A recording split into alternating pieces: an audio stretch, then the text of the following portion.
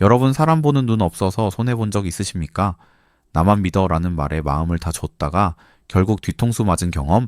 넌 정말 특별해 라는 말에 설렜는데 알고 보니 그 사람에게 특별한 사람이 여러 명이었던 경험 아마 한 번쯤은 있으실 겁니다. 그때 드는 감정이 뭔지 아십니까? 화도 아닙니다. 배신감도 아닙니다. 내가 왜 그걸 못 봤지? 이 생각이 계속 맴돕니다. 사실 이게 제일 아픈 겁니다. 왜냐하면 상대 때문이 아니라 나 자신을 의심하게 만들기 때문입니다.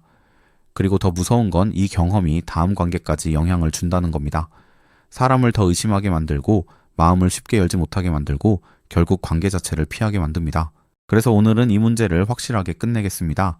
단 하나의 공식만 기억하십시오. 사람은 말로 연기하고 행동으로 자백합니다. 우리는 이미 알고 있습니다. 다음에 밥 한번 사겠다 너니까 말해주는 건데 이번이 진짜 마지막이야 이 말들 처음 듣는 말 아닙니다. 그런데도 왜 또 믿습니까? 이유는 단순합니다. 우리는 말을 듣고 있기 때문입니다. 사람은 누구나 자기 이미지를 연출합니다. 좋은 사람처럼 보이고 싶고 믿을 수 있는 사람처럼 보이고 싶습니다. 그래서 말은 항상 좋게, 부드럽게, 설득력 있게 나옵니다. 하지만 행동은 다릅니다. 행동은 편집이 안 됩니다. 여기서 중요한 연구가 있습니다. 심리학자 파울 에크만을 소개합니다. 이 사람은 미국 사람이고 UC 샌프란시스코 교수였고 FBI와 CIA가 참고한 감정 연구자이며 미세 표정을 발견한 사람입니다. 이 네 가지만 기억하시면 됩니다. 에크먼은 이런 결론을 내립니다. 인간의 감정은 숨길 수는 있어도 완전히 없앨 수는 없다. 그래서 나온 개념이 미세 표정입니다. 아주 짧은 순간 0.2초도 안 되는 사이에 무의식적으로 튀어나오는 진짜 감정입니다. 여기서 중요한 포인트가 하나 있습니다. 사람은 거짓말을 할 때 생각을 합니다. 그래서 말은 통제할 수 있습니다.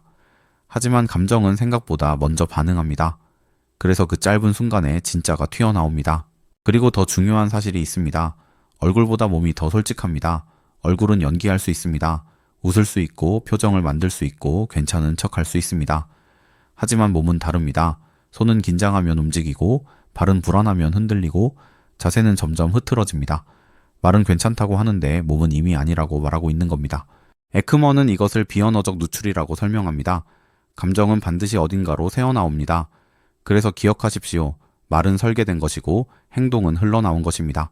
여기서 한 가지 사례를 보겠습니다. 애플의 창업자 스티브 잡스입니다.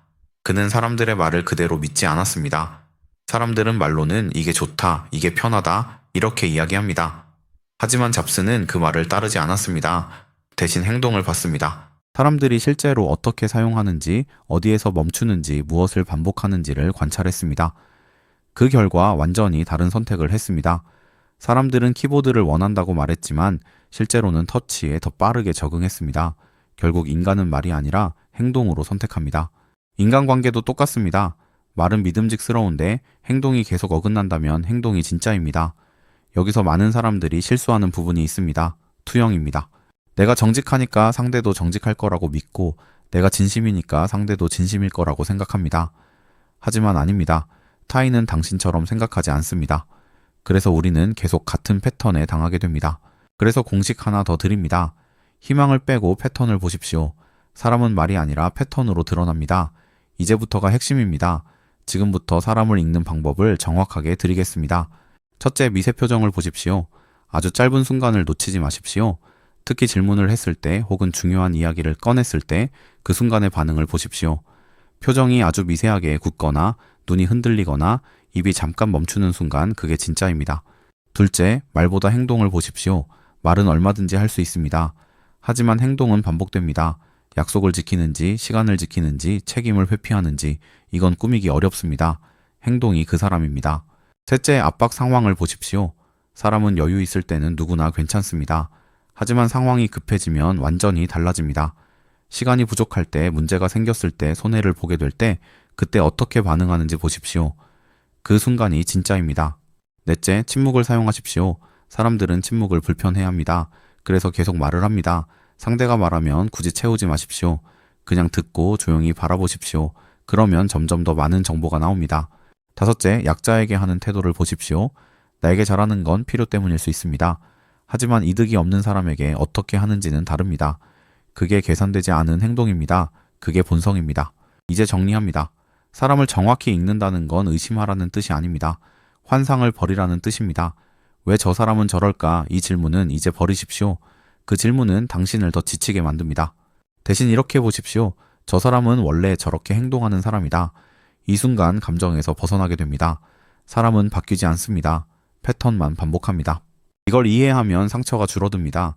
기대가 줄어들고 실망도 줄어듭니다. 그리고 관계가 훨씬 편해집니다. 명확하게 보는 것, 그게 힘입니다. 이제 선택하십시오. 사람에게 끌려다닐 것인가? 아니면 사람을 읽고 살 것인가?